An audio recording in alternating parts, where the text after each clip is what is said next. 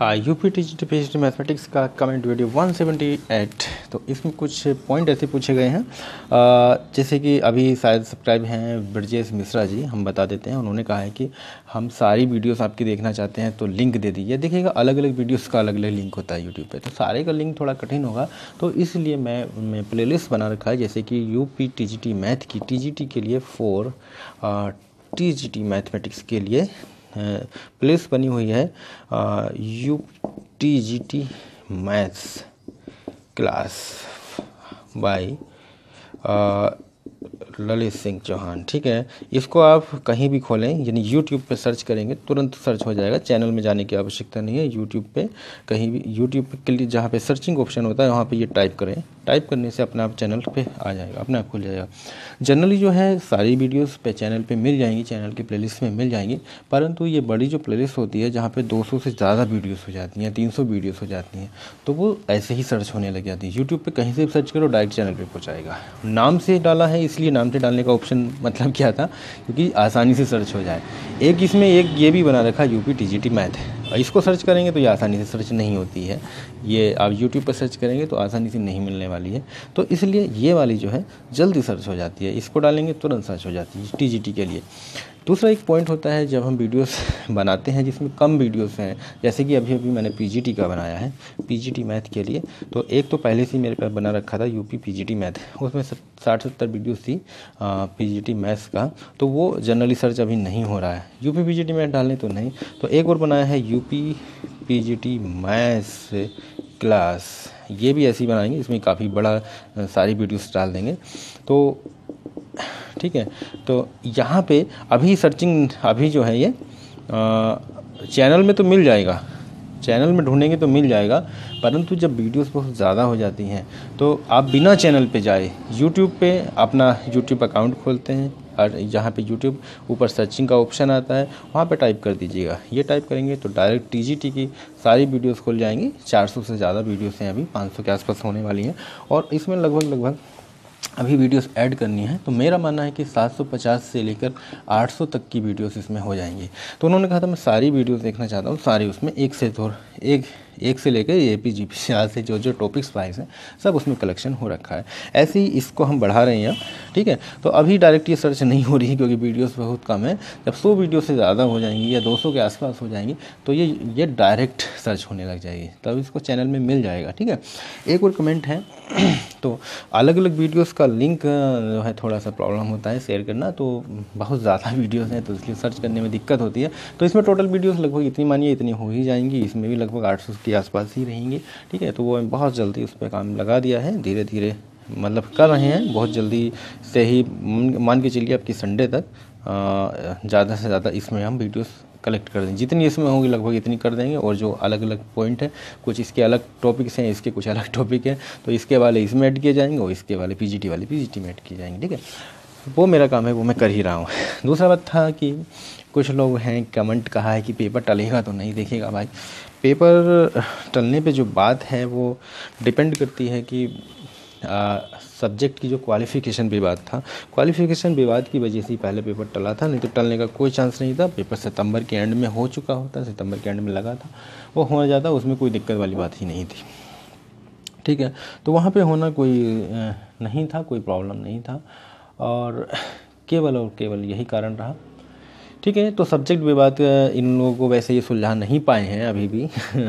कह तो दिया था कि ये सब है, बहुत पुराना पॉइंट ढूंढ के वो बताए थे, सचिव हैं चयन बोर्ड के सचिव, यानी उत्तर प्रदेश माध्यमिक शिक्षा सेवा चयन बोर्ड के सचिव। उससे पहले किसी लोगों ने उस पर ध्यान भी नहीं दिया और आवश्यकता भी नहीं समझी इस बात को किया जाए, क्योंकि अगर कोई क्वेश्चन करे, कोई इस तरह का पॉइंट दे, तो उसका आंसर भी तो पता होना चाहिए कि इसको कैसे सुलझाया जाएगा। उनके पास क्वेश्चन तो था, ये ऐसे कर दिया कि इस प्रॉब्लम में तो डाल दिया, परंतु उसको सुलझा नहीं पा रहे हैं, ठीक है। यानी कि सब्जेक्ट का जो क्वालिफ़िकेशन विवाद काफ़ी बड़ा विवाद माना जाता है, उनको सुलझाने में काफ़ी प्रॉब्लम है। ये कई लोगों की कमेटीज़ भी बनी हैं, उसमें अभी भी उन्होंने कुछ नहीं कहा है, कोई उस पर सहमति नहीं बन पाई है सब्जेक्ट विवाद को। बस इतना है कि बायो के जो टीचर्स वाली बात है वो ज़रूर रखा जाएगा, यानी बायो का टीचर एक होना ही चाहिए। ठीक है, तो इसमें ज़्यादातर पहले भी बीच में न्यूज़पेपर में 1-2 बार आ चुका है कि ये जो है इसको वापस लेंगे, यानी ये आदेश जो इन्होंने निकाला था वो वापस लेंगे। यही सोचते हुए जब लोगों ने हंगामा किया तो इन्होंने डेट देना पड़ा, एग्ज़ाम डेट देना पड़ा। तो एग्ज़ाम डेट इन्होंने दिया है तो यही सोच के दिया तब तक हम विवाद सुलझा ले जाएंगे, और नहीं सुलझा पाए तो इसको आदेश को वापस ले लेंगे। ठीक है, तो मानिएगा अब टाइम ज़्यादा नहीं बचा है, तैयारी तो करने वाला है। और जो कमेंट है काफ़ी अच्छा है कि फरवरी में एग्ज़ाम है, जनवरी चल ही रहा है, 8 जनवरी हो गया, तो बहुत कम टाइम है पीजीटी के लिए। पीजीटी में काफ़ी कोर्सेज भी होता है, काफ़ी तैयारी उसकी करनी होती है, सीटें भी बहुत कम होती हैं, तो काफ़ी अच्छी तैयारी होती है तब पीजीटी निकल भी पाता है। तो उसके भाई तैयारी में ढील ना करिएगा, कोई दिक्कत नहीं है। अगर थोड़ा बहुत हुआ तो सब्जेक्ट भी बातों ने सोल्व करना ही पड़ेगा। देखिएगा जैसा कि सरकार का रुख रहा पहले से, पहले चैन बोर्ड पे हंगामा लोगों ने किया। चैन बोर्ड का हंगामा मई जून में चल रहा था कि एग्ज़ाम की डेट घोषित करो, कुछ रिजल्ट्स निकालो, कुछ करो, तो ये लोग कुछ नहीं कर रहे थे। इतने में क्या हुआ, एलटी का एग्ज़ाम लग गया, एलटी में लोग बिजी हो गए। देखिए एक लिंक समझिएगा किस तरह से सरकार किस तरह से लोगों को उलझाए रहती है। एलटी में बिजी हो गए तो एलटी का में लोगों ने लगा चलो हाँ भाई जुलाई में पेपर हो गया, अब रिजल्ट आएगा, जुलाई का हो गया, अगस्त में आएगा, सितंबर में आएगा, अक्टूबर में आएगा, दीपावली पे तब आएगा तब आएगा, आते आते रुका पड़ा है। ठीक है, अभी तक नहीं आया, तो उसके लोग इंतज़ार में लगे पड़े हैं। जैसे कि थोड़ा सा लगा कि हाँ एलटी पे हंगामा होने लगा अक्टूबर के आसपास, तो चलो टेट यूपी प्राथमिक शिक्षक, तो सब चैन बोर्ड को भूल गए, क्या चैन बोर्ड में क्या हो रहा था, कुछ नहीं। और एलटी राजकीय इंटर कॉलेज में क्या होने वाला था, लोक सेवा आयोग में, तो वो भी धीरे धीरे लोगों का रुझान वहाँ से हटा, चलो भाई टेट दे दो, टेट निकल के प्राइमरी शिक्षक में आ जाएंगे। प्राइमरी में टेट निकाला, टेट हुआ, फिर अध्यापक भर्ती परीक्षा हो गया, 6 जनवरी को हो चुका है। उसके बाद अब फिर से लोग फ्री हो गए हैं, फिर वही हंगामा ये सब होना है।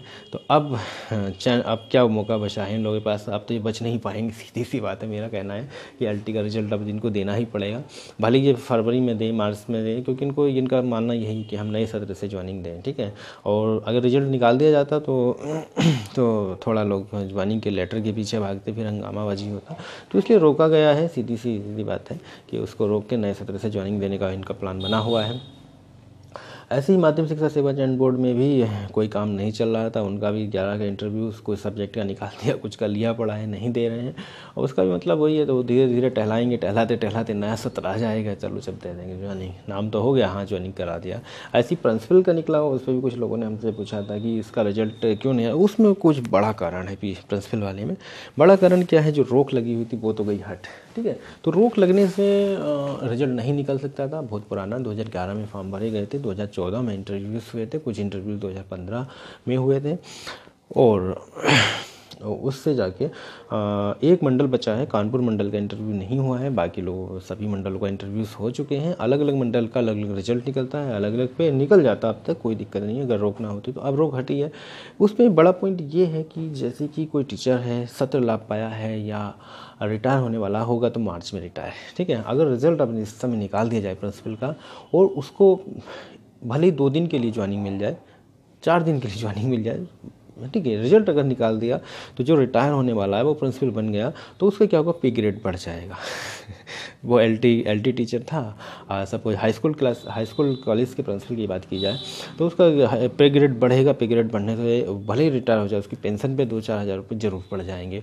और इंटर वाले में तो बहुत अंतर आ जाता है, इंटर के प्रिंसिपल में तो पे ग्रेड बहुत ज़्यादा होता है।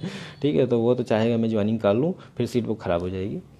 ज्वाइनिंग करेगा 2 महीने 3 महीने बाद, या हो सकता है कि कुछ दिन बचे हों, 2 ही 4 महीने बचे हों, या 1 ही 2 महीना बच रहा हो। अब तो जनवरी चल ही रहा, तो मार्च में तो रिटायर होंगे ही, 2 ही महीने तो हैं, फरवरी और मार्च। तो उसमें क्या होगा, मार्च के एंड में 31 मार्च को रिटायर हो जाएंगे, और उससे पहले अगर लेटर दे दिया गया तो वो ज्वाइनिंग जरूर करेंगे। ज्वाइनिंग करेंगे, उनका जो है पेंशन में फ़ायदा हो जाएगा, प्रॉफिट हो जाएगा। तो बोर्ड भी भाई अधिकारी हैं, वो भी थोड़ा इतना तो जानते ही हैं कि हाँ, कि ये किसी बंदे को ये कहा जाए तुम्हारे पास लेटर है, प्रिंसिपल में ज्वाइनिंग ना करो, सीट ख़राब हो जाएगी, दूसरे वाले को दे दो। देखिए प्रिंसिपल वाली में होता क्या है, 3 लोगों को पास किया जाता है, रिजल्ट पे ये नहीं कि रिजल्ट आया उसमें एक ही बंदा पास हुआ, वहाँ पे 3 लोग पास होते हैं, फर्स्ट, प्रथम, द्वितीय एंड तृतीय। तो प्रथम वाले पे लेटर दिया जाता है, अगर वो ज्वाइनिंग नहीं करता है तो द्वितीय वाले को लेटर दिया जाएगा चयन बोर्ड द्वारा, द्वितीय वाला नहीं करता तो तृतीय वाले कैंडिडेट को लेटर दिया जाता है। ठीक है, होता क्या है, थोड़ा सा प्रोसीजर मैंने एक वीडियो उस पर बनाई भी थी, और फिर भी थोड़ा सा कुछ लोगों का क्वेरीज है, कमेंट है कि बना दिया जाए। देखिएगा, होता ही है, यानी कि एक कॉलेज है, उसमें एक प्रिंसिपल की सीट है, ठीक है, एक सीट है, 1 सीट है, तो 1 सीट अगर वो बोर्ड में गई, हाँ, एक सीट है अगर वो बोर्ड में जाती है, तो उस सीट के लिए आप जब फॉर्म भरे होंगे, चाहे कितने लोगों ने फॉर्म भरा हो, तो उन फॉर्मों से मेरिट बनेगी। मेरिट में से 5 लोग लिए जाएंगे, यानी कि 5 को मेरिट में लिया जाएगा, 5 आएंगे मेरिट में, ठीक है ना, 5 कैंडिडेट, एंड 2 कैंडिडेट आते हैं कॉलेज से। जिस कॉलेज में सीट होती है वहाँ के 2 वरिष्ठ आते हैं, जो वरिष्ठतम हैं, यानी कि जो वाइस प्रिंसिपल रहे होंगे या फिर जो वरिष्ठ अध्यापक हैं, उनको लिया जाता है। यानी कि टोटल 5 + 2 यानी कि 7 लोगों का कंपटीशन होता है, ठीक है, एक सीट के लिए 7 लोगों से इंटरव्यू दिलाया जाता है।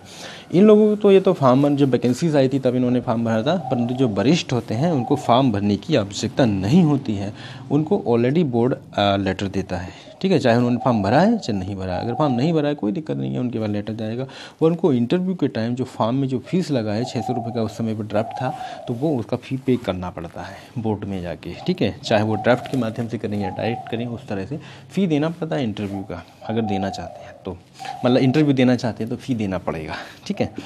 7 लोगों उसमें मेरिट बनती है, 7 लोगों का इंटरव्यूज़ होता है, उसमें जो पास होते हैं प्रथम यानी कि 1, द्वितीय और तृतीय, 3 लोगों को उसमें पास किया जाता है, मतलब प्रथम को, द्वितीय को एंड तृतीय को, 3 लोग उसमें पास करेंगे, ठीक है। 7 में से 3 पास होंगे और 4 लोग पास नहीं होंगे, ठीक। तो प्रथम वाला जो होगा उसको लेटर दिया जाएगा, पहली बार में प्रथम वाले को लेटर इशू करा जाएगा बोर्ड के द्वारा, और वो अगर ज्वाइनिंग नहीं लेता है तो द्वितीय वाले को लेटर दिया जाता है, और द्वितीय नहीं करता है तृतीय वाले को। ये तो अब देखिए कंडीशन यही है प्रिंसिपल का रिजल्ट रोकने का मेन कारण। अगर प्रथम वाला रिटायर होने वाला है, सपोज़ वो वरिष्ठ था, ठीक है, ये मेरिट वाले जो हैं हो सकता है कि इनमें भी काफ़ी एजेड वाले रहे हों या कम एजेड वाले रहे हों, परंतु वरिष्ठ जो होंगे वो लगभग उस एज में होंगे ही, वो रिटायर की पोजीशन में चल रहे होंगे। सपोज वो प्रथम यही आ जाए और उसको लेटर मिल जाए, तो वो तो यही चाहेगा, भाई ज्वाइनिंग ले लो, कोई दिक्कत नहीं, चार्ज मिलेगा, हमारे पैसे बढ़ जाएंगे। किसी के 4,000 बढ़े पेंशन में, 3 बढ़े, कुछ हो बढ़े, जो बढ़ तो जाएगा ना। तो फिर क्या होगा, बोर्ड दोबारा द्वितीय को तो लेटर देगा नहीं, है ना, वो रिटायर हो जाए तो कहेंगे ज्वाइनिंग हो गया, फिर से नए सिरे से अध्याचन जाएगा, फिर वो काफ़ी टाइम बाद सीट बनेगी, फिर से इंटरव्यूज़ होगा, उसमें काफ़ी लंबा प्रोसेस लग जाएगा। तो मेरा मानना है कि बोर्ड इसी वजह से थोड़ा सा रोक रहा है, कोई दिक्कत नहीं, रोकने में कोई नुकसान नहीं है। जो रिटायर होने वाला है भाई उसके लिए यही है कि वो प्रिंसिपल नहीं बन पाएगा, थोड़ा सा अफसोस रहेगा, और तो कुछ नहीं। बाकी जो नया बंदा बनेगा उसको तो कुछ टाइम मिल ही जाएगा।